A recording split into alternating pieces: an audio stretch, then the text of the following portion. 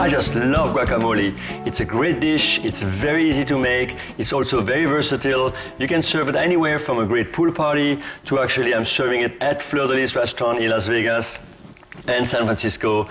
I'm making a smoked salmon ravioli stuffed with guacamole. And it's so easy to make. So today it's a very simple version of the guacamole. My first ingredient is some scallions. Then I have some jalapeno pepper, 1 garlic clove, and some cilantro leaves. And in order to process those ingredients, I'm using the chopping blade for the food processor, and I'm including them the green onions and the jalapeno pepper, garlic, all the cilantro leaves. Here we go. And I will process that for about 15 seconds.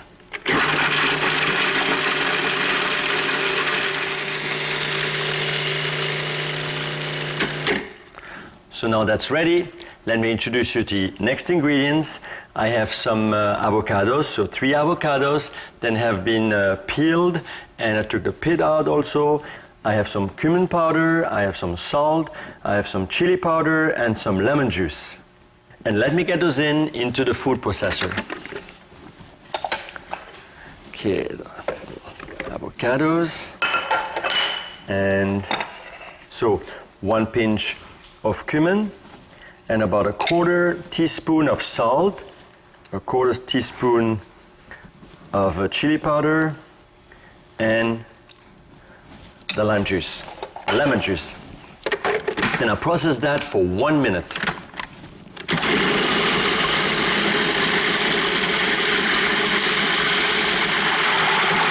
So now the next ingredient is a medium-sized tomato that have been seeded and quartered, and I will add that into the processor also.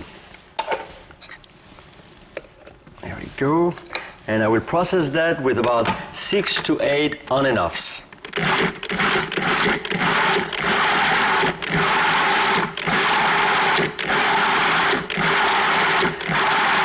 All right, because I really want that the tomatoes are still showing, they're a little bit chunky, and let me transfer that in the presentation bowl.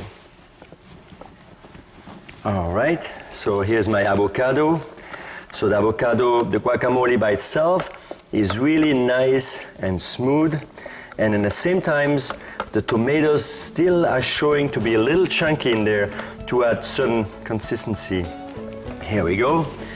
And then I'm garnishing that with a little bit of lime right over here, and a little bit cilantro, and that's the guacamole. It's very easy, very simple, and very tasty.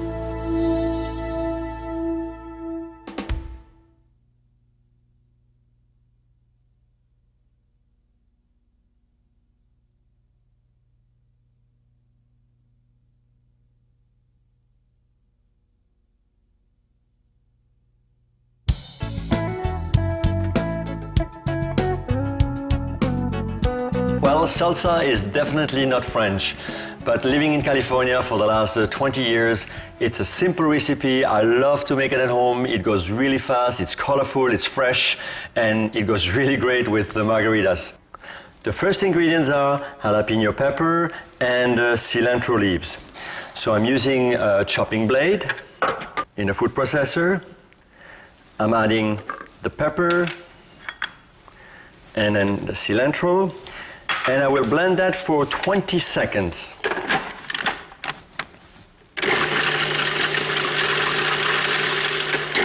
So the next ingredients is some lime juice and salt. And I will add that to it. Here we go. And a pinch of salt. And I'm just going to pulse that 2 times. That's about it to mix it in. So now the next ingredients, I have 5 tomatoes that have been seeded and quartered, and then 1 onion right here. I will add that to it also. There we go. And then I will pulse that about 10 to 12 times. And that should be it.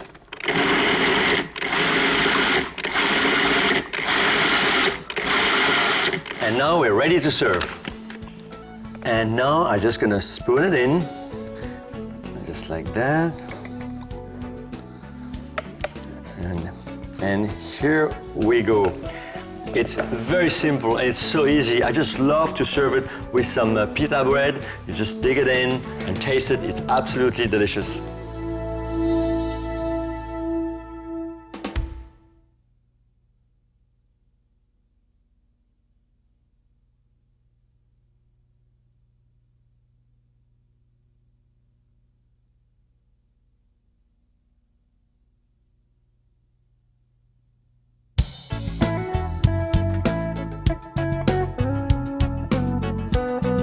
I cannot imagine who does not like a coleslaw. I'm serving it even at my restaurant in Las Vegas called the Burger Bar.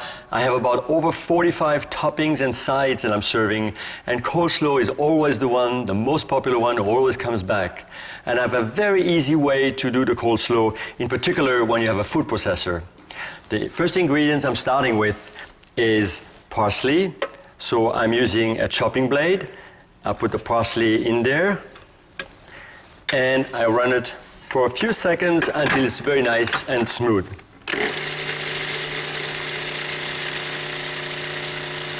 Now, at that stage, I'm adding another ingredient, which is an onion. So I'll put the onion in there and just mince it the same way.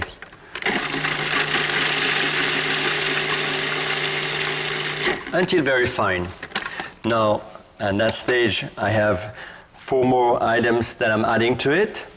One is some mayonnaise. So I'll put the mayonnaise right into the bowl. And just a tiny little bit of red wine vinegar. And a dash of salt. A dash of pepper.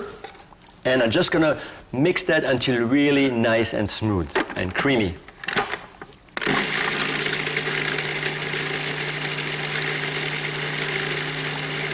All right, so far it's so simple and so easy. So now I'm switching blades because I will add another ingredient. So I'm taking my blade off and I'm having a shredding disc.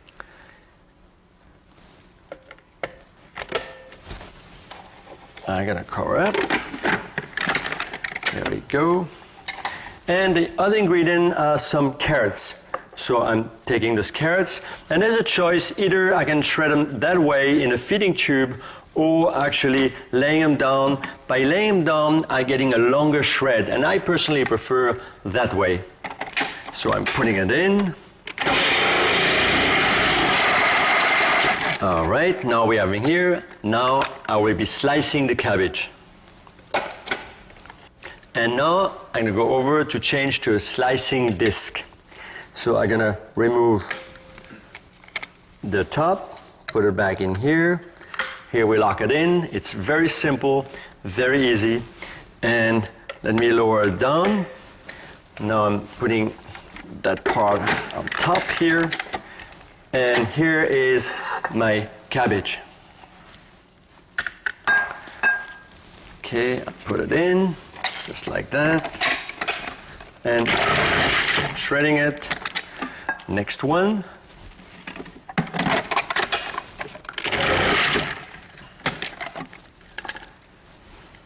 There we go.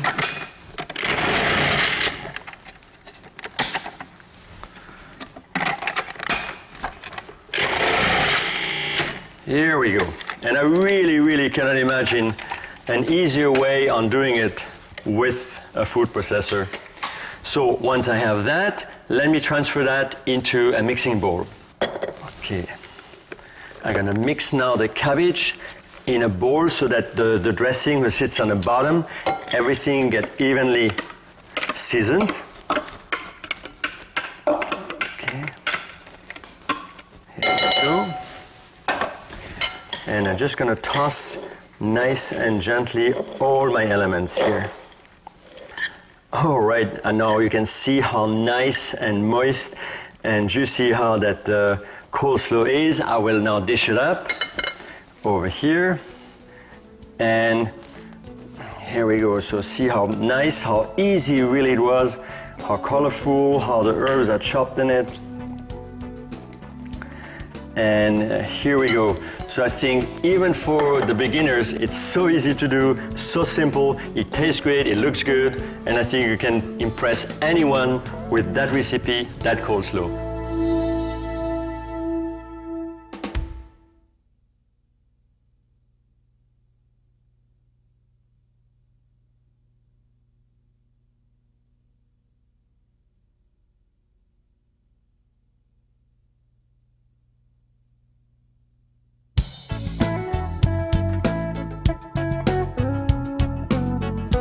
I'm from San Francisco, and that city is definitely known for its famous crab meat. I just love to cook with it. I have lots of dishes that I'm making at the restaurant at Fleur de Lis with crab, but I have one crab cake that I love to do, and that's the recipe right here. To start, I'm having the chopping blade in my work bowl, and I have some lightly toasted white bread that I just will be breaking up here just to make it a little bit easier when I'm chopping all that bread. So I'm just gonna break it up. Here we go.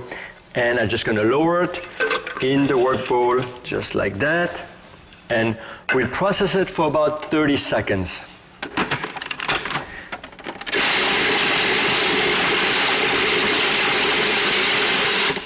I think that's it. I think my breadcrumbs are really nice and fine. So I will take it out and just have a container, 2 containers here. I put 3/4 of the breadcrumbs in here. Here we go, and about 1/4 over here. And I'm gonna put back the cup. I will move that over here because that's gonna be part of my crab cake mix. I put the crumbs here. Now we're continuing with 1 clove of garlic that I will be processing just for 10 seconds.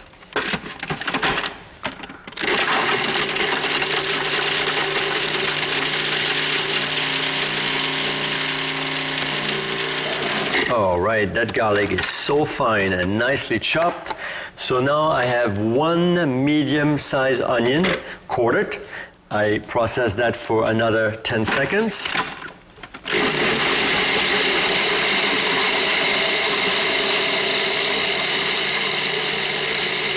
All right, so now when I'm at that stage, I will actually sear off that mixture in a little bit of butter. Here we go. So, all right, and I have some butter melting right over here, and I'm just gonna pour in the onions very slowly so that the butter doesn't splash. And I will be searing that very gently for about 5 to 6 minutes to a nice golden brown color. So now I have my onions have been cooked, and I let them cool off for about 10 minutes. And I'm starting with the final crab cake mix. So my first ingredient is parsley, and I will chop the parsley for about 10 seconds.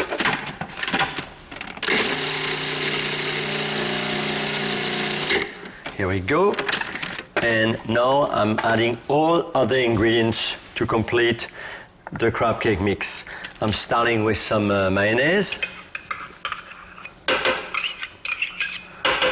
And now I'm adding some nice lump crab meat,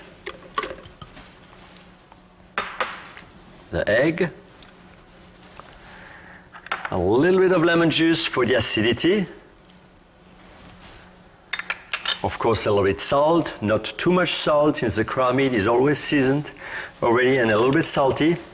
Then of course the breadcrumbs that's acting as a binder, and the onions which has been seared and cooled off.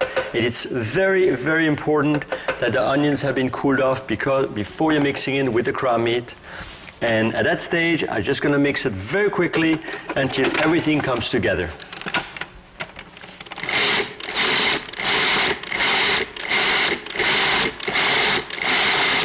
And you definitely don't want to overmix that part. Okay, now I'm taking out the blade. And I'm moving over here by shaping the crab cakes. So let me take a spoon out of it. Here we go. And put them on the table just to shape it a little bit. And I'm just going to move that into the breadcrumbs. So let me show you one more. I'm just taking a nice spoonful, just shape it a little bit and put them in here. Another one. I kind of shape it here in the bowl, the portion that I want, and give them a little shape, and then spoon it in the breadcrumbs. I'm gonna make one more so really can see it. There we go, give them the little shape, spoon it down, and now I'm just gonna bread those little crab cakes. They're very light, fragile and delicate, but therefore they will taste even lighter and much better than some tight and some heavy crab cakes. That's a recipe where the crab cake is really nice and light, and when you're going to be baking that off in the oven, they're really nice and fluffy. So now look at those crab cakes. I'm going to set one down here. Here we go. It's nicely shaped. And another one, and like I said, they are very fragile and tender, but that tells you how good they're going to be once baked off in the oven. Here we go. One more. All right. And the last one. So that can be done ahead of time. You can even refrigerate that a little bit and then just baking it off when the time is right, when you're ready to entertain. And I have some crab cakes right here. They have been baked in the oven for about 10 minutes at 375 degrees. And I like to serve them with a little tartar sauce that I put in the middle of the plate. And they have been pre-baked before, so let me arrange those crab cakes all around the plate, just like that. And here we go. So I must admit, that looks very festive, it's very elaborated, simple to make, and lots of flavors. You have to try the crab cakes.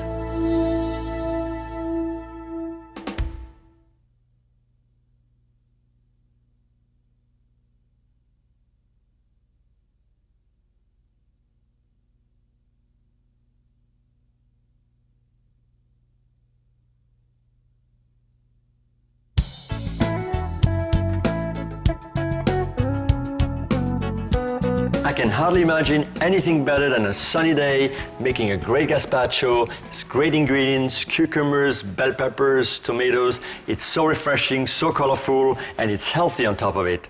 And let me show you how to do it. I have the first ingredients is some jalapeno pepper and some garlic. I'm using a chopping blade for that. I'm adding that into the working bowl, and I'm gonna run that until really nice and smooth.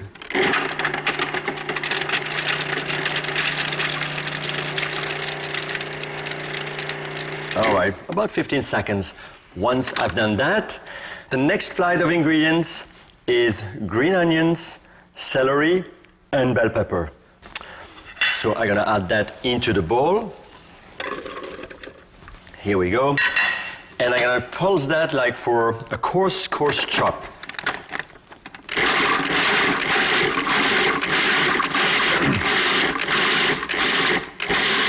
All right, once I have that ready here, I will transfer that into a bowl.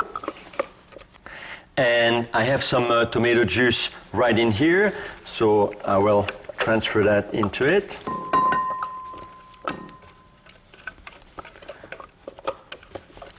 And I put my tomato juice in there just to get everything started and to mix those first ingredients into the soup. Okay, I'm putting that in. So the next ingredient is half a tomato that has been quartered and seeded.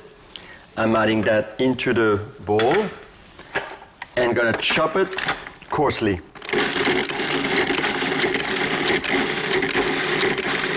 Just a couple on and offs. Here we go. So now I'm gonna transfer that into the gazpacho.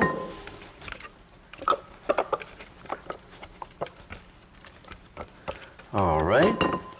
So the next step, I'm putting the bowl back in place and add the other tomato that has been seeded and cut, and I will puree that to very smooth, to basically a juice.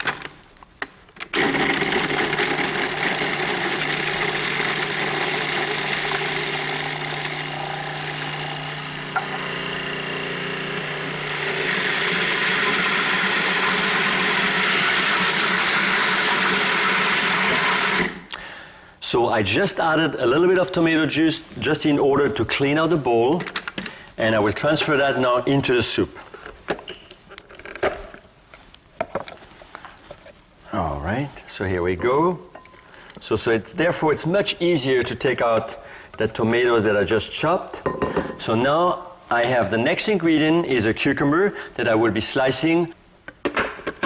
So I'm switching now to the slicing blade. Here we go. And I'm slicing the cucumber.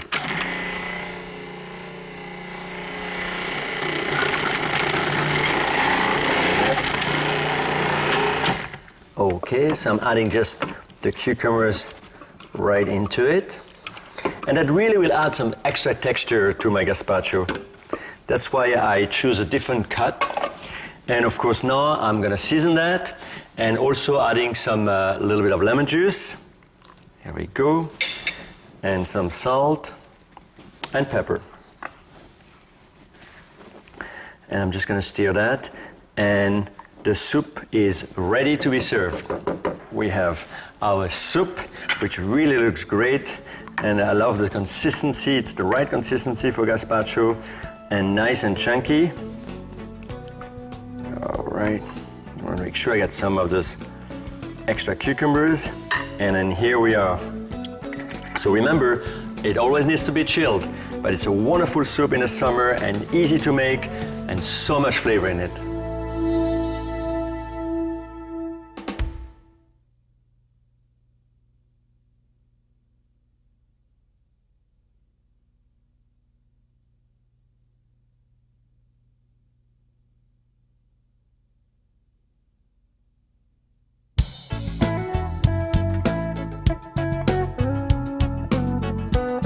I just finished baking that pizza right over here, and whenever the pizza is done, whatever comes in my mind is the first time I did a pizza was a few years ago when Frank Sinatra came to the restaurant. I was very excited. I thought he will order something from the menu that I prepared, and all he asked me that night is to do a pizza. So very quickly I had to come up with a recipe. So that's still part of it. So I just have my chopping blade ready in the working bowl. And now I'm preparing the yeast. I have some lukewarm water in my container here. I'm adding the yeast, and I'm adding the sugar. Then I will just stir it very lightly, just to dissolve the yeast. And then of course, I set it aside for about 10 to 15 minutes until the yeast foams. That means I know the yeast is alive. And over here, I have one who has been already foaming. That means the yeast is alive, ready to go. So I'm adding the flour to the work bowl. There we go. And I put the salt in it. And gonna process that for like 45 seconds by pouring in the yeast in the same time. So I have my yeast ready here. And let me turn it on.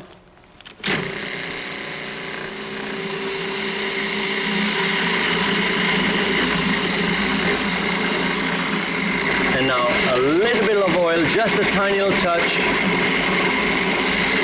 Here we go, the dough comes together.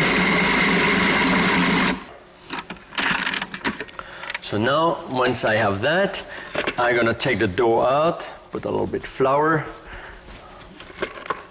and let me take the dough out. Here we go. And here we go. I'm gonna knead the dough a little bit just to make it come together in a bowl before I'm rolling it out. Okay, once the dough is ready to roll out. So now we go.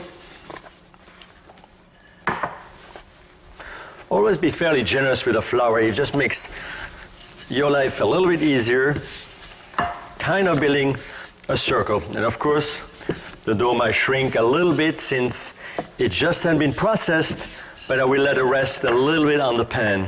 All right, I have my dough ready, so what I really like to do also is always adding a little bit of cornmeal on my dough. So I put that on the board and make sure that the cornmeal really sticks into the dough, and then I put a little bit of flour on top, and I will bring that dough now to the pie pan. Here we go.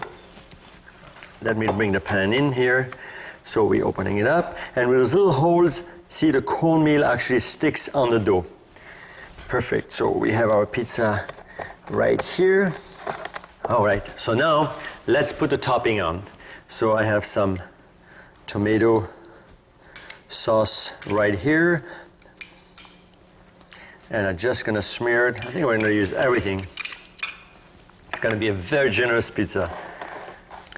All right. Here we go. All right, once I have that, now I'm putting some onions on, sprinkling some onions, and that starts on looking really good.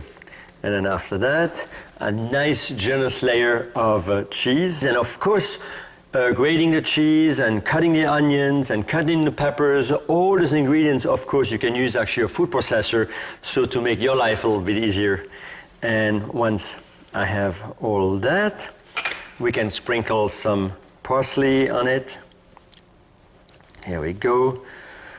And I have some tomatoes that I've quartered, and put the tomatoes on top. So you can really play. It's really up to you what you want to do. There's no real restriction. There's not one particular law what we can do. Just a little bit of pepper, and then I'm covering up with a nice layer of cheese, so it's really nice and cheesy. And then the last little touch, always a little bit salt, in particular at the outside of the crust. So when you're biting into it, you get that excitement. So that pizza is ready. It bakes in the oven at about 425 degrees for 20 minutes. And that's the final product. And I must say, I think the first time I did my pizza, it certainly didn't come out that way. I'm very happy now today because I did so many since. Great pizza.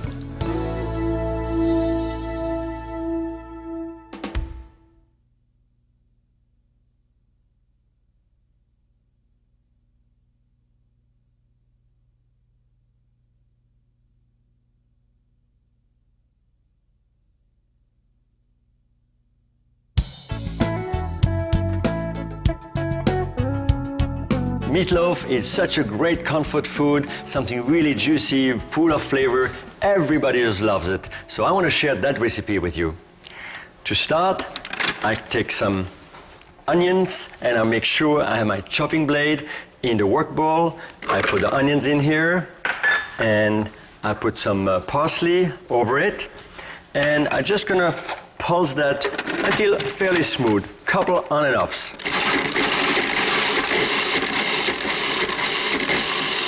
That's it. So once I'm on that stage, here I have my beef, really nice, red and juicy. I pour that into it. I have a little bit of dry thyme. You can also use fresh thyme. I have the salt over here. I put that over.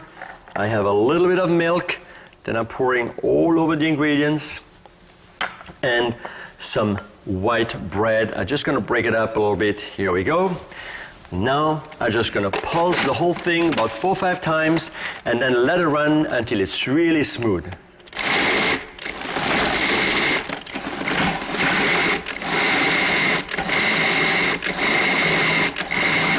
Pulsing it means I'm really working in all the ingredients, that they have no more chunks leaving there. And once I see that everything is nicely worked in, then I'm switching on and let it run until the whole thing is really nice and smooth. Okay, once I'm at that stage, one more ingredient. 1 egg, and then really gonna release it and make it a little bit easier on the food processor. Here we go. Just couple on and off, just to work it in, and you see how it mixes in smoothly. All right, and that's it. So now we have our meatloaf mix right ready here, and I'm gonna spoon that into a baking pan. So you see how nice and smooth and how easy the whole trick was. Okay, it's nice and clean. So now I'm just gonna push it down just to make it an even layer. Just like that. You can raise it a little bit maybe in the center, just a little bit for presentation, because even if it's a meatloaf, it's all about presentations. So once I have that, I will bake that in the oven at the 375 degrees for about 40 minutes. Here we go. I have the meatloaf ready and sliced, and look how beautiful it came out, nice and golden brown and juicy and so much flavor in it. And I really hope you will try it.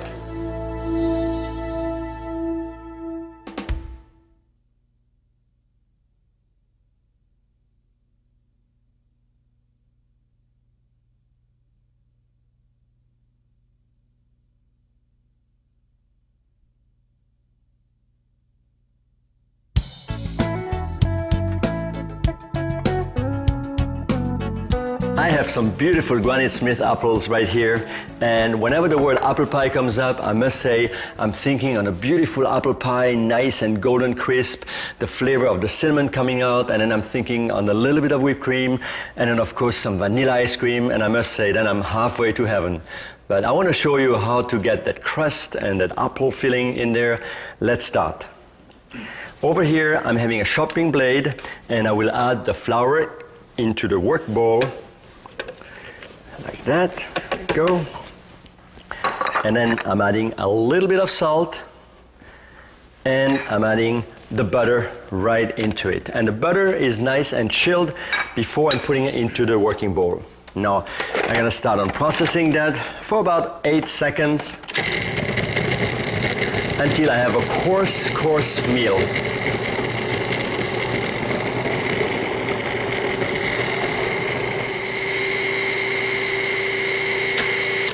Okay, I just want to make sure we are right there. I think, yes, you see there's no more butter, everything is mixed in, and that's the consistency that you want to have before adding the water to it. So now, once I have that, I'm gonna pour the water in there and just pulse it until it comes together.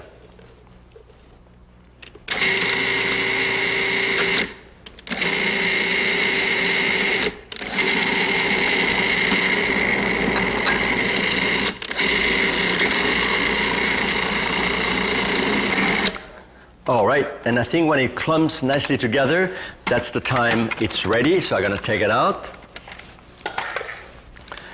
There we go. And I'm just gonna put them right over here. Dust it with a little bit of flour.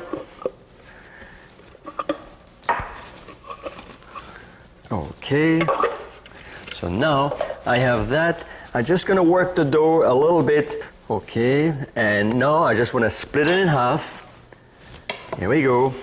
And I'm going to create kind of a little shape, so later on, once I chill it for about an hour, it's going to be much easier on me to roll it out. So you want to give them that little shape, just like that. And I'm going to put that into a floured plastic bag. So here, the plastic bag is designed that when the dough rests, it doesn't pick up any crust. So I'm gonna put that away, and I have some dough that has rested right over here. So I'm gonna take it out. Okay, so always a little bit of flour on the surface. And the dough over here. I always recommend, of course, once you're refrigerating the dough, take it out 10 minutes before you roll it out. It will make it a little bit easier on you. So, here I'm going.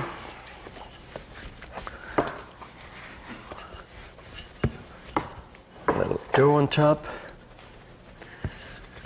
Okay. All right, I'm in the final stage here on having rolled out. That will be actually the top of my pie. So I will flour that pretty generously, right? And I'm gonna fold it over once, put a bit flour over here, and just fold it over one more time. I set it aside, and now I will roll out the bottom dough. There we go. Okay, again, pretty generous with the flour, and I'm gonna roll it out. Okay, and you see, since the dough has been brought on room temperature, it's so much easier for me to roll it out. Okay, I think we are ready here. So now I want to show you, I have my pie pan over here. In order to pick up the dough, it's much easier if you're using your rolling pin. You set it here, you're putting the dough over it, and just roll it. And then you're moving your pie shell over here, put it over, and just roll it back there. Here we go. So now that the dough is in it, I make sure I'm folding it down nicely. You really want to make sure you're pushing the dough right in the angles, right over here from the pie shell.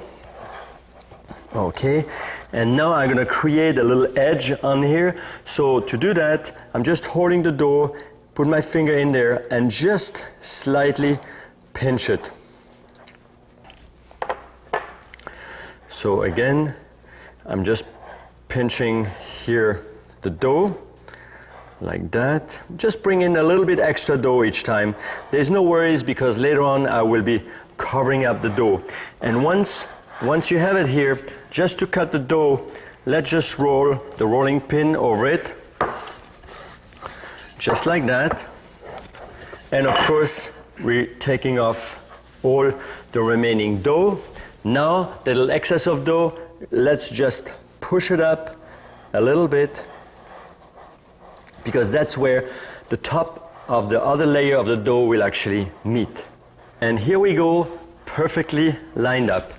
I just will put a couple of little holes with a fork on the bottom here, so that's when I'm baking the dough doesn't bubble up.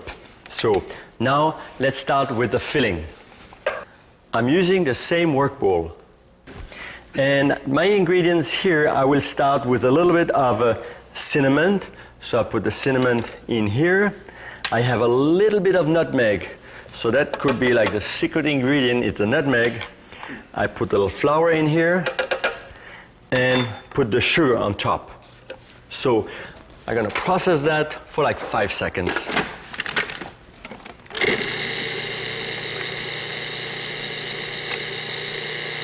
That's it. I have that. So now I will be changing that and put the blade in place in order to actually slice the apples. So I have my medium-sized slicing blade that I put in place and put top here and bring it up. And in order for me to slice the apples, what I recommend is I have my apples here which are peeled, sliced. Just hold it together, so by slicing it I have some nice wedges. So let me show you how that works. Put them on top, slow it, start it, and here we go.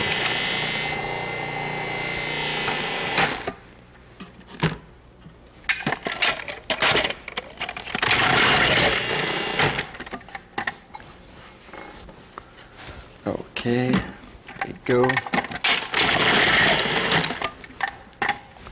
I'm liking that.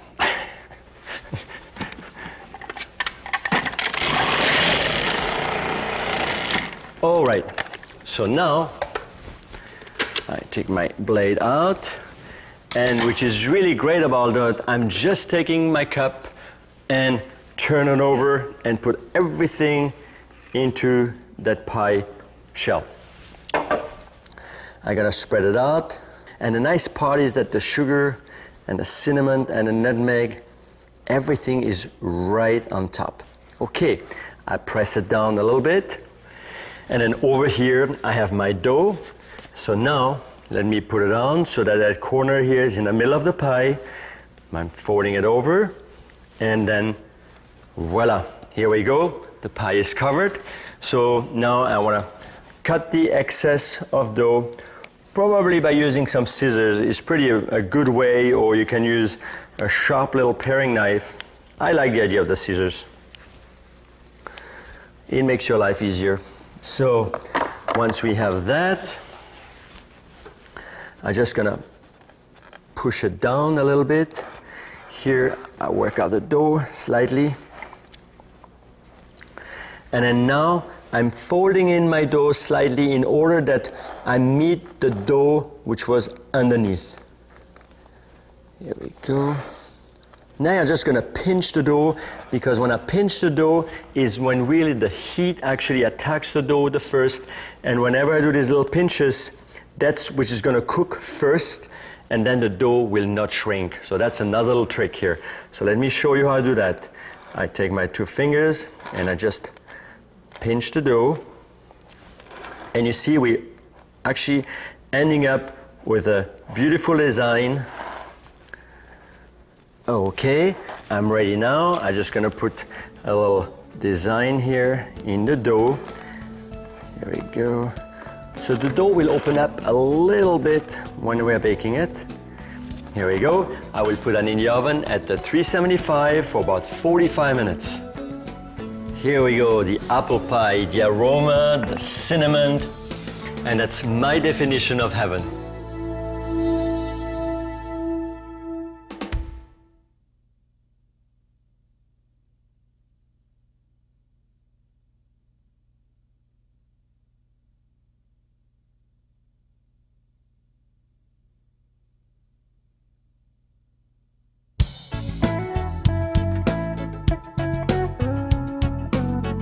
I'm at Fleur de Lis restaurant the entire week, and I must say I'm around some great complex food and some pretty elaborated recipes. But on Sunday is my day off, and I have to share a secret with you. When I'm home, I love to cook some chocolate chip cookies, and I take them out, and with my wife Chantal, when we're sharing those, I have to tell you, they don't last long. So let me share that recipe with you.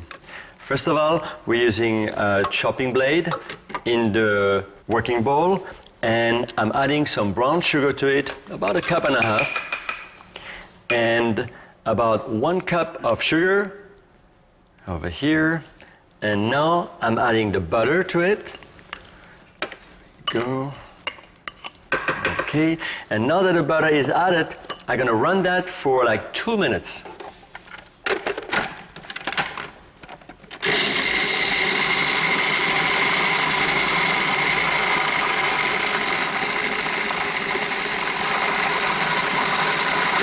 Okay, now we have it for about 2 minutes. You see how nice and smooth the mixture is in here. Now the other ingredient that I'm adding is a little bit of vanilla extract. Here we go. And the 2 whole eggs. And I will pulse that about 5 to 6 times, quick on and offs, until the eggs are mixing in.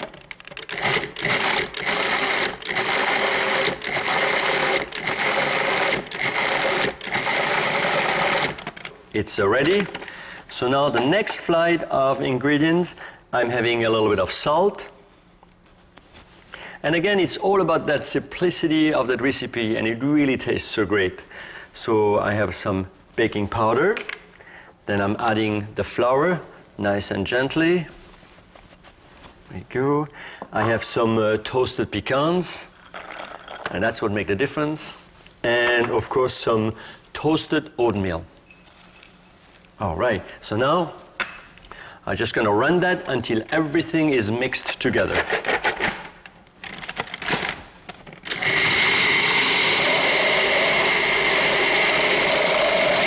And I give them a couple of on and offs also.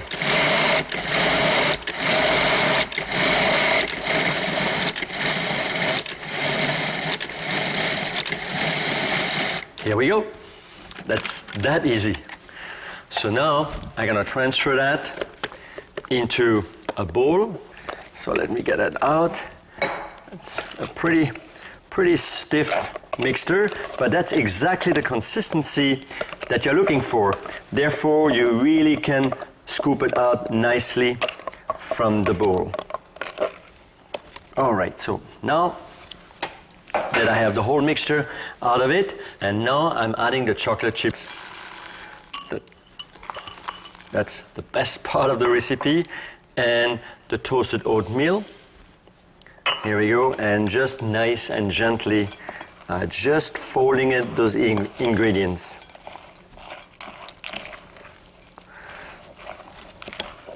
Very easily, you see how everything comes together. Here we go. So now what I'm doing, I'm just gonna take a sheet pan. That one is actually a non-stick pan, so I don't even have to grease it if I don't want to. And I'm just gonna scoop out the dough. And you see how easy it is? Just scooping it out. Here we go. I recommend to use an ice cream scoop. Of course, it makes your life a little easy. You know that all these cookies are coming out about the same size. Here we go. One more.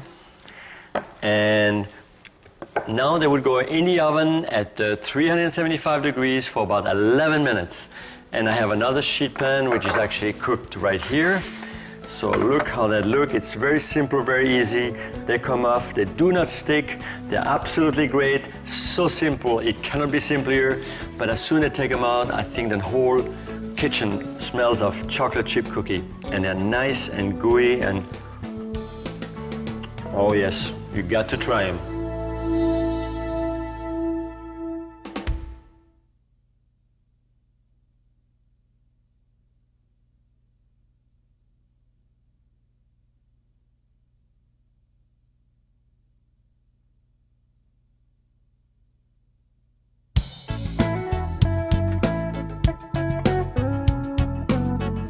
Well, coffee cake really brings me back to my childhood. I grew up in a tiny little town in France where my parents had a pastry shop, and of course every morning they were baking those great coffee cakes, and all that cinnamon and the nut flavor and the sugars caramelizing. Usually myself and my brother, we used to wake up with those flavors in the house, and I want to show you how to make some great coffee cake. So over here I have a little bit of lukewarm water, and I will dissolve the yeast first. So I drop the yeast in there, and I'm adding a little bit of sugar. Here we go. I just very gently will stir that in, mix it together, and really let it sit until the whole mixture actually foams up. It's about 10 to 12 minutes. And then I know my yeast is really alive. That means the coffee cake is gonna turn out great. So here, obviously, you can see it's really foamy, really nice. The yeast is ready. So let me process with another little mixture here. That's another element. I have a little bit of sour cream here. I'm adding some vanilla extract. So that's just a little more flavor into it. And of course, some milk. So I'm pouring in the milk over. Here we go. I'm just gonna stir that up, mix it nicely until it's smooth. And then after that, I will take one egg, just put the egg in there, break it up, mix it. All right, so once I'm at that stage, it's very simple, very easy so far. And I just take that and transfer it over my yeast. Here we go. Once I'm on that stage, let me move over and start with the dough. So I'm using a chopping blade to make the dough, and we'll add the flour into the working bowl. There we go. After that, I have the remaining sugar right over here. I will add into it. Tiny little pinch of salt. Here we go.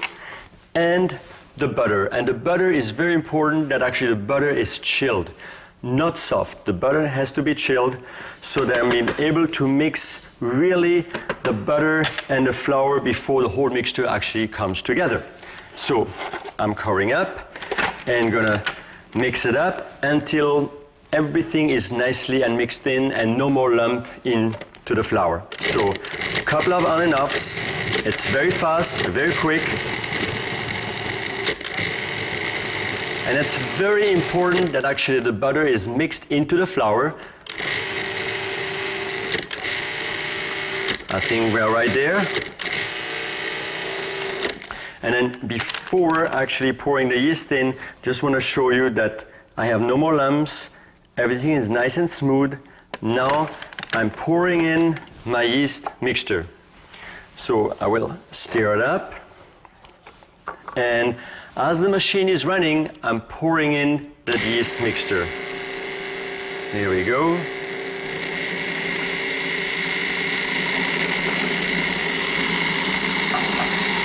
And now everything is coming to a boil. So 40 seconds are gone now. I'm stopped the machine and I will take the dough out. And the reason why I was keeping on kneading the dough another 40 seconds is just to bring more elasticity into the dough, which is another little secret of the coffee cake. So let me take out the dough. Okay, here we go. And once the dough is outside, I'm just gonna shape it a little bit. And then now putting the dough into a Ziploc bag which has been lightly floured. I put it in there, flatten it out a little bit, and push out basically all the air and close it off and let it rise. And I have one which is already ready. Here, let me bring it over and you see how delicate it is. And here you can tell how much the dough has proofed here. So I will take them out. There we go.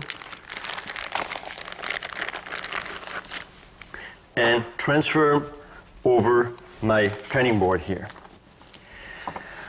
All right, so now once we are right here, I will roll out the dough exactly the shape to include some of those great ingredients that I have in front of me, some nuts, some figs, some brown sugar, and of course some cinnamon.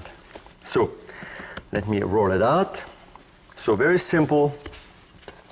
You definitely don't want to overwork the dough, just by pushing nice and gently over it.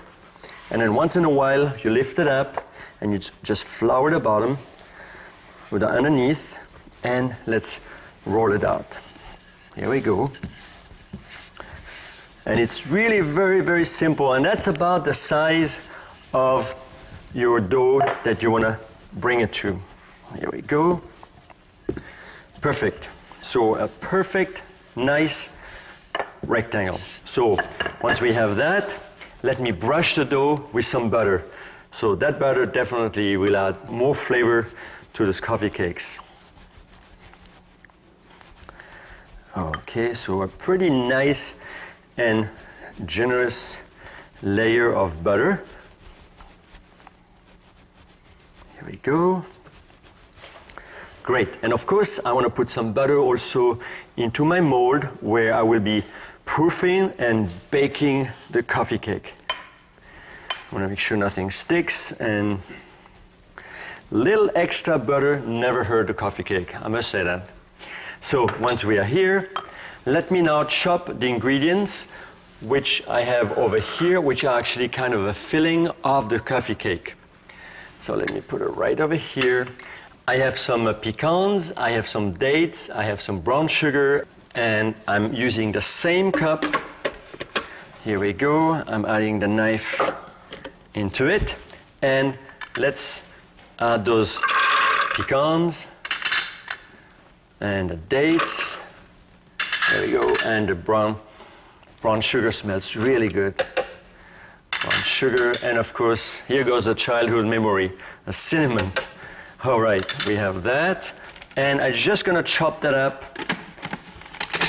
for about 45 seconds.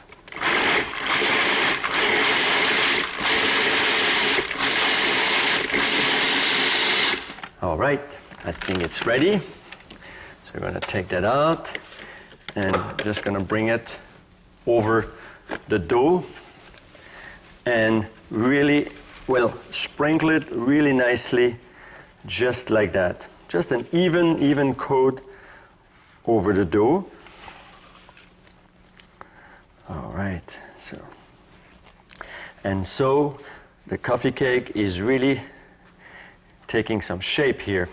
Once I'm on stage, I'm just going to roll it over. So very gently I lift up the edges here, fold it over.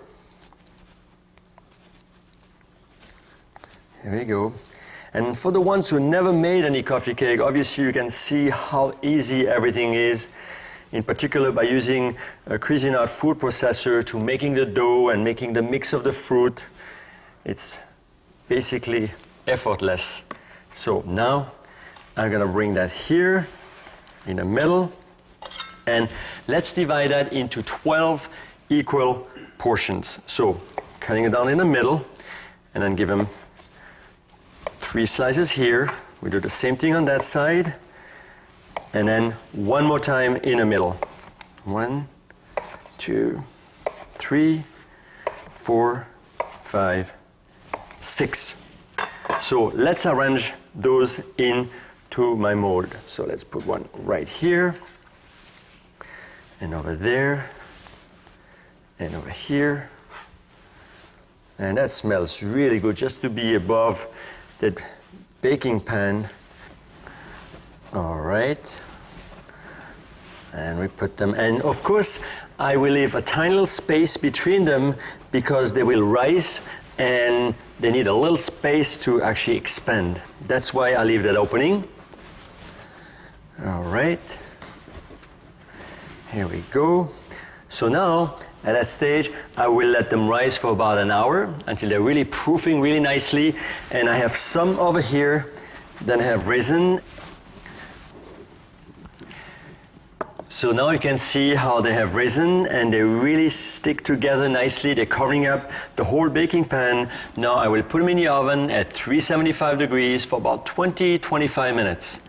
And let me check the oven. I think I have one tray ready in there. Now here we go, and they are beautiful and nice and shiny, and you can smell the cinnamon here. So that definitely reminds me of my childhood, and you really could see how easy it was to make. And again, another recipe almost for beginners, I would say, and with a great result.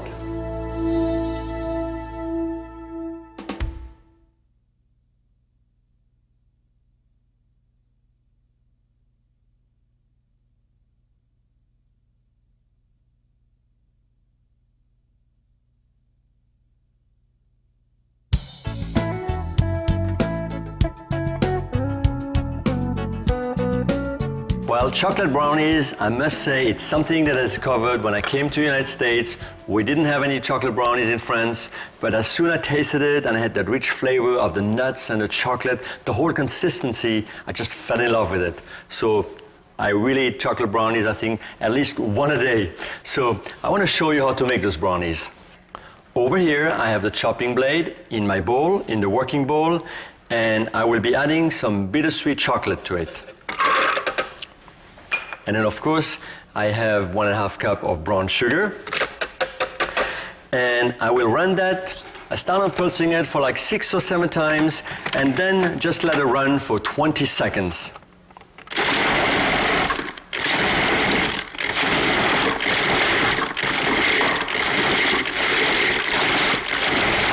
And now we're gonna let it run for about 20 seconds, and it becomes like a nice powder.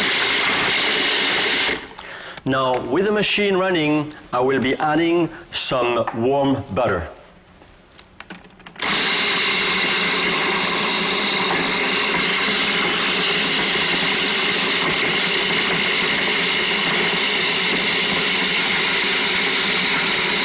And now I'm going to process that for another 30 seconds.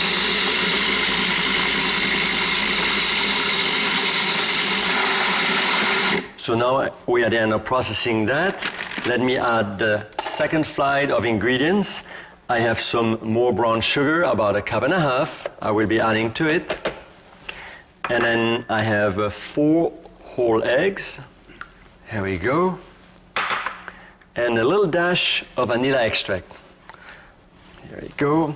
And I will pulse that like 2 times and then let it run for 20 seconds.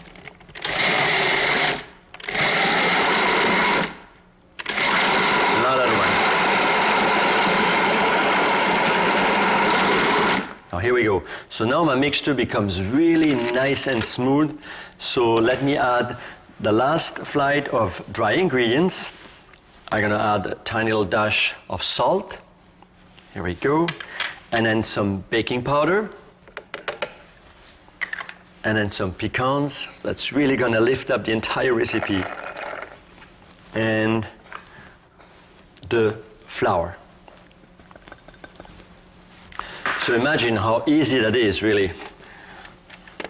So now I'm gonna put it on and just let it pulse for another 6 or 8 times, just on and offs. Just in order to mix in all the flours and to break up the nuts a little bit. That's it. So how easy was that? So now that I have that, I will spray the baking pan over here with some grease, like that. And I will just pour an entire chocolate mix, it does smell good, the chocolate mixture into it. Let me quickly grab that, push it down, and here we go. So you can see how nice, it's kind of a gooey consistency, and at the same time you see the texture of the nuts. Okay, here we go. So that was super easy to make, and I'm gonna put that now in the oven at 350 degrees for about 25 minutes. I wanna have a nicely crust all around and keep a nice moistness inside. I have one which is already baked over here. So see how the action is of the baking powder. The whole brownie batter is actually raising up, and my God, it smells really good, and you can actually touch it. If there's slight resistance, that means it's perfectly cooked. And of course, when I see it, I must say, personally, when it comes from the oven, I love to eat it when it's still warm. I let it cool off a little bit. I think that's really my favorite. But obviously, when they cooled off, you cut them in a little square or rectangle, and I really can't resist. I got to try it. Just like that first time I had it many years ago. It was so good.